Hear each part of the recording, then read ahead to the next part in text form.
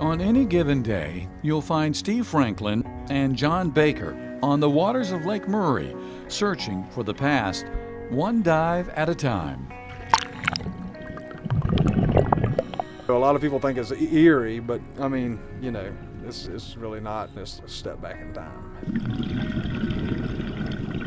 These two men have devoted hours discovering a forgotten time and place that sits at the bottom of this man-made lake. There are a lot of towns throughout the lake, a lot of old churches, schools, cemeteries. When SCE&G purchased the land to build Lake Murray, 75% of it was just a wooded area.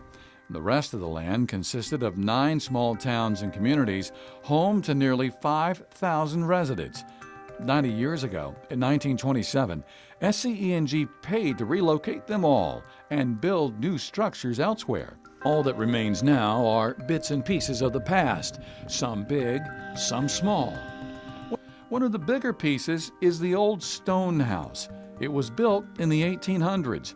Despite its size, the murky water made it hard to find. When we found it, we actually swam through the front door and hit our heads on the back walls. but that was neat to be able to find that and see how it's still kind of preserved. I mean, you got all 4 walls and some of the rafters of the roof still there. And because of that poor visibility, Steve and John rely on sonar to help in their discoveries. It gives them a clearer picture of what's on the surface nearly 200 feet down. One site that we dive a good bit is the old Wise Ferry Bridge that used to span across a river. What was cool we found recently was a stamp in the side of the structure, the supports that hold the bridge that says 1911 when the bridge was built. Then we were dusting off some of the old concrete, that support of the silt that had settled on it, and found a bunch of the construction workers' names that was drawn in there. There are old roads. The roads are still quite identifiable. They're old dirt roads. At that time, I believe mostly traveled by horse and buggy. There probably weren't too many cars at that time. So the old roads are still pretty easily identifiable, especially on the side scan sonar. And that kind of helps leads us to where the old towns were.